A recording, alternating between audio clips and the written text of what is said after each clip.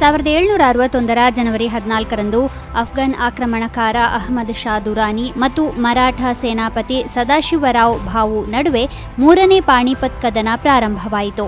ಈ ಯುದ್ಧವು ಹಲವು ದಿನಗಳ ಕಾಲ ನಡೆಯಿತು. ಎರಡೂ ಕಡೆಯವರ ನಡುವೆ ಬಹಳ ಹೊತ್ತು ಘರ್ಷಣೆ ನಡೆಯಿತು. ಎರಡೂ ಕಡೆಯ ಸೈನ್ಯಗಳು ಭಾರೀ ನಷ್ಟವನ್ನು ಅನುಭವಿಸಬೇಕಾಯಿತು. ಅಂತಿಮವಾಗಿ ಅಹ್ಮದ್ ಶಾ ದುರಾನಿ ನೇತೃತ್ವದ ಸೈನ್ಯ ಗೆದ್ದಿತು. ಈ ಯುದ್ಧದ ಮರುದಿನ ಸುಮಾರು 40,000 ಮರಾಠರನ್ನು ಹತ್ಯೆ ಮಾಡಲಾಯಿತು. ಈ ಯುದ್ಧದಲ್ಲಿ ಪೇಶ್ವೆಯ ಮಗ ವಿಶ್ವಾಸರಾವ್ ಮತ್ತು ಮರಾಠ ಸೇನಾಧಿಪತಿ ಸದಾಶಿವರಾವ್ ಭಾವು ಇಬ್ಬರೂ ಹುತಾತ್ಮರಾದರು. ಅದೇ ಸಮಯದಲ್ಲಿ ಬಾಲಾಜಿ ಬಾಜಿರಾವ್ ಪೇಶ್ವೆ ಅವರಿಗೆ ಪತ್ರದ ಮೂಲಕ ತಮ್ಮ ಸಹೋದರ ಮತ್ತು ಮಗನ ಸೋಲು ಮತ್ತು ಸಾವಿನ ಸುದ್ದಿ ತಲುಪಿತು.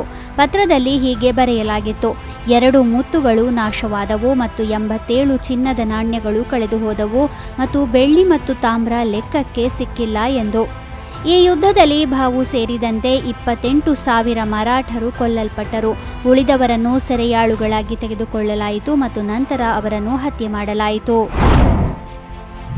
1957 ಜನವರಿ 14ರಂದು ಮಕರ ಸಂಕ್ರಾಂತಿಯ ಸಂದರ್ಭದಲ್ಲಿ ಜಗದ್ಗುರು ಕೃಪಾಲು ಮಹಾರಾಜರಿಗೆ ಕಾಶಿ ವಿದ್ವತ್ ಪರಿಷತ್ತು ಜಗದ್ಗುರು ಎಂಬ ಬಿರುದನ್ನು ನೀಡಿತು. ಜಗದ್ಗುರು ಕೃಪಾಲು ಮಹಾರಾಜವರು ಪ್ರಸಿದ್ಧ ಹಿಂದೂ ಆಧ್ಯಾತ್ಮಿಕ ಬೋಧಕರಾಗಿದ್ದರು. ಅವರು ತಮ್ಮ ಧರ್ಮೋಪದೇಶಗಳಲ್ಲಿ ಎಲ್ಲ ವೇದಗಳು, ಉಪನಿಷತ್ತುಗಳು, ಪುರಾಣಗಳು, ಗೀತೆ, ವೇದಾಂತ, ಸೂತ್ರಗಳು ಇತ್ಯಾದಿಗಳ ವಿಭಾಗಗಳು, ಅಧ್ಯಾಯಗಳು ಮತ್ತು ಸಂಸ್ಕೃತ ಮಂತ್ರಗಳ ಸಂಖ್ಯೆ ಮತ್ತು ಕ್ರಮವನ್ನು ಹೇಳುತ್ತಿದ್ದರು.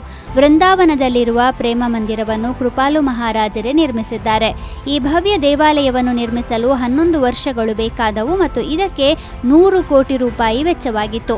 ಈ ದೇವಾಲಯವನ್ನು ಉತ್ತರ ಪ್ರದೇಶ ಮತ್ತು ರಾಜಸ್ಥಾನದ 1,000 ಕುಶಲಕರ್ಮಿಗಳು ನಿರ್ಮಿಸಿದ್ದಾರೆ. ಜಗದ್ಗುರು ಕೃಪಾಲು ಮಹಾರಾಜ್ ಅವರು 2001 ಫೆಬ್ರವರಿ 14ರಂದು ಪ್ರೇಮ ಮಂದಿರದ ಅಡಿಪಾಯ ಹಾಕಿದರು ಮತ್ತು ದೇವಾಲಯ ನಿರ್ಮಾಣವು 2012 ಫೆಬ್ರವರಿ 17ರಂದು ಸಂಪೂರ್ಣವಾಯಿತು.